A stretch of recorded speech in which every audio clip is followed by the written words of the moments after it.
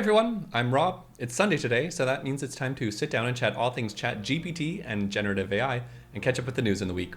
It is so warm in Amsterdam currently. I am dressed like I'm a Backstreet Boy member in that one music video, so quit playing games with my heart. Let's talk about the news, and I promise I won't sweat too much on camera.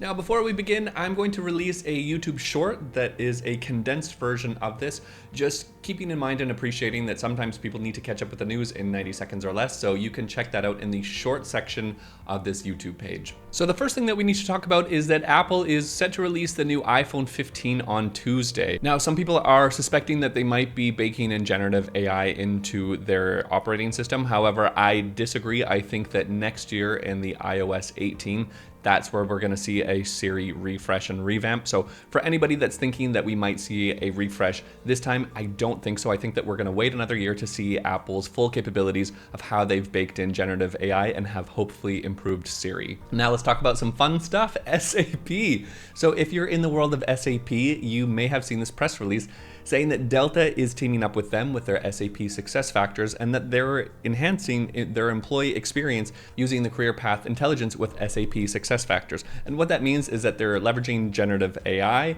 to align employee skills with customer expectations. So essentially what it all boils down to is that they're leveraging the generative AI capabilities within SAP to boost talent, placement, retention, and supporting their digital virtuous cycle for business growth. Now, if you've been following this channel each week for the news updates, you'll know that this is a prediction that is pretty much certain.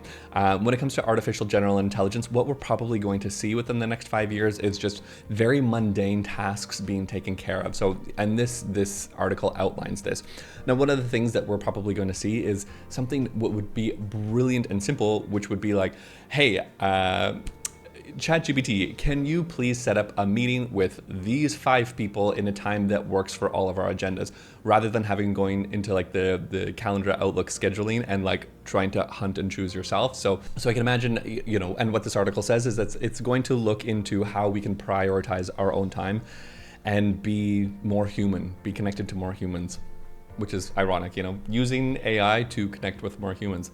Now, in some more business news, this one, it's, I think we saw the writing on the wall. And again, this is something that I've been saying that, this is probably a role that's going to be outsourced to AI. And here we see. So essentially, Gizmodo, the parent company for Gizmodo, has outsourced a lot of the translation jobs to AI. I feel like if you are watching this, if translation services is a part of your service offering, I would definitely think about how you can leverage AI and make it work for you so that you seem that much more competitive for others. So unfortunate to read this, but I think this is this is a first of many waves that we're going to see come.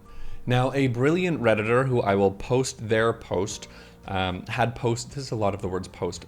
A Reddit poster has posted this post to the Forrester Generative AI Impact Forecast, which I will link and give credit to. Thank you. And what was really interesting in reading this report, very prominently, was the fact that they see that generative AI will make up maybe 30% of the jobs that will be lost by automation by 2030. So, we're talking low-level knowledge work jobs, etc. I mean, I think it's interesting for you and for myself to understand this, especially because in the next bullet, they say that generative AI will influence, 4.5 times more jobs than it replaces. So what this means is, like, please understand this. Like, if you get anything from this channel, please just understand how this works. So we can future-proof ourselves. Okay, now again, we're talking about AI and the weapons industry and the militarization industrial complex. So people are saying that the buzz are making politicians more interested in AI powered weaponry. This is really no surprise. And again, I think this links back to this article that I read in which they tested AI in terms of like an autonomous drone that had to complete a mission. And essentially what it did is that it, in this simulation, it unalived the person that was running this. It unalived the person in the simulation because they put in these imposed parameters, and it was saying like, because of these imposed parameters by this human, I could not complete my job. So it was better for me to off this human so I can complete my job, and it just delved into my thought spiral of, oh my gosh, Skynet. So anyways, I think this is interesting, especially for like investors, and again, this is not investment advice, to just look into this, read up on, you know, Raytheon, etc., and to kind of see what they're doing in the AI space and how they might be using generative AI in this industry. So lots of big plays here, and I can imagine that we're going to see a lot of buzz in the next few years. Okay, just a short pause. I feel like I'm like, okay, happy Sunday, like doom and gloom. That's not the intention of this, but there are definite implications for AI, so we need to talk about it. Anyways, I digress. Let's chat about some more news. So the other thing that I saw, and this was so interesting, especially for university students, master's students, etc., that might be flagged with AI, especially for those that you might be using Grammarly, for example, and get their auto suggestions. Like the Grammarly auto suggestions might be flagged as AI, so be careful with that. However, OpenAI themselves had said that there's no 100% foolproof way to check that something's been generated using AI. So this is an interesting article. Students, if you're watching this, please look at this in the chat, because this might impact you later on in your school year.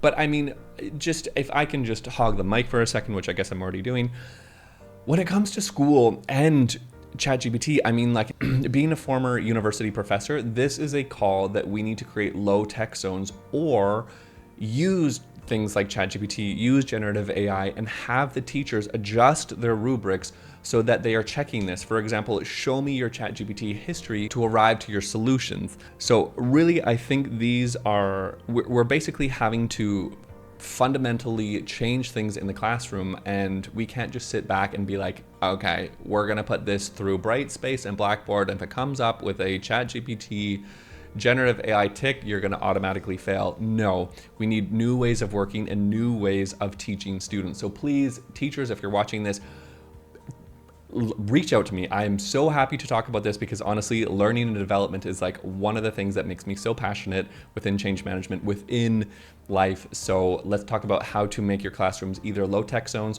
or how we can integrate ChatGPT so that you are teaching your students how to use this as a tool, because it's coming. It's coming. Wow, that was one soapbox rant, wasn't it? Okay, anyways. Now on the flip side of things, there is another article that a professor was caught using ChatGPT when their paper was full of errors. And according to this article, the errors were linking to articles that were never written.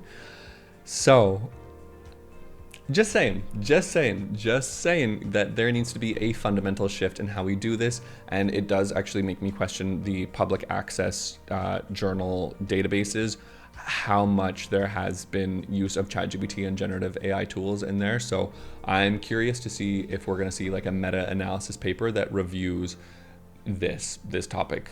Anyways, very interesting. Students, if you're getting grief from your professors, show them this article.